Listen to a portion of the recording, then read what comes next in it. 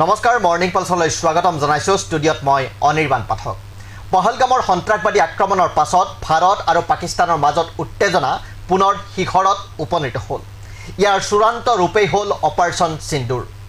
6 আৰু 7 মেৰ মাজনিশা ভাৰতে পাকিস্তান আৰু পাক অধিকৃত কাশ্মীৰৰ সন্ত্ৰাসবাদী ঘাটিত চলালে আক্ৰমণ। এই আক্ৰমণত বহু সংখ্যক সন্ত্ৰাসবাদী নিহত হোৱা বুলি ধাৰণা কৰা হৈছে।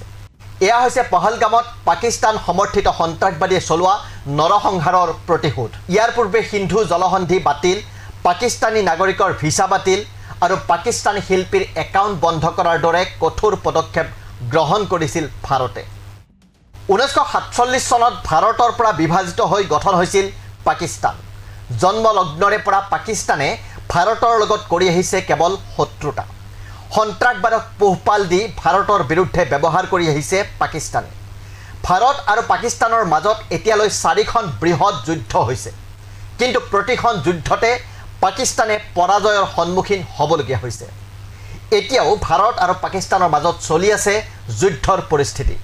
গতিকে আজিৰ মৰ্নিং পালছত চাওঁ আহক ভাৰত আৰু পাকিস্তানৰ বিগত 4খন যুদ্ধৰ পৰিণতি কি আছিল।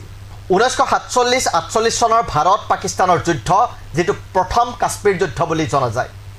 এই যুদ্ধ আৰম্ভ হৈছিল 1947 চনৰ 22 অক্টোবৰৰ পৰা, অৰ্থাৎ ভাৰত আৰু পাকিস্তান দুয়োখন দেশে স্বাধীনতা লাভৰ পাছৰে পৰা।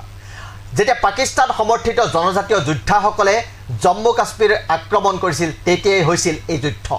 ভাৰতীয় সেনাই প্ৰতিশোধ লৈ পাকিস্তানী বাহিনীক পাছলৈ ঠেলি দিবলৈ সক্ষম হৈছিল।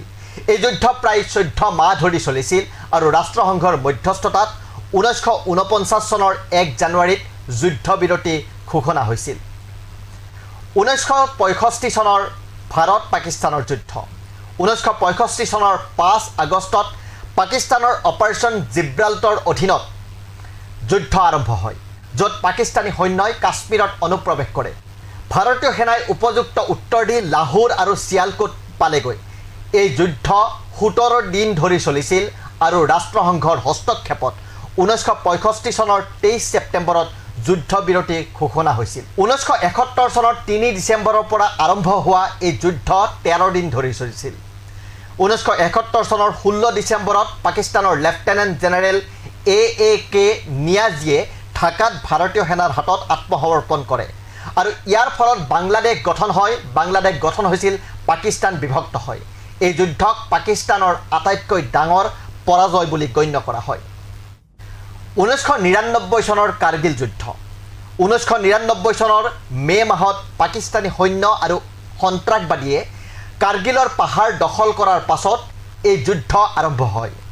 ভাৰতীয় সেনাই তেওঁলোকক অপাৰেশ্যন বিজয়ৰ অধীনত পিছুৱাই যাবলৈ বাধ্য কৰাইছিল। এই যুদ্ধ প্ৰায় 60 দিন ধৰি চলিছিল আৰু 1999 চনৰ 26 জুলাইত শেষ হৈছিল কাৰ্গিল যুদ্ধ। এই যুদ্ধবোৰৰ পৰা স্পষ্ট হয় যে পাকিস্তানে ভাৰতীয় সেনাৰ বিৰুদ্ধে বেছি দিন টিকি থাকিব পৰা নাই আৰু প্ৰতিবাৰেই পিছুৱাই যাবলৈ বাধ্য হৈছে। এতিয়া আকৌ যুদ্ধৰ পৰিস্থিতি। ভাৰতৰ সাহসী সামৰিক বাহিনী তৎপৰ হৈ আছে। সমগ্ৰ ভাৰতবাসীয়ে এতিয়া আশা কৰে যে ভাৰতৰ সেনাই সন্ত্ৰাসবাদক উচিত প্ৰত্যুত্তৰ এইবাৰো দিব। ধন্যবাদ।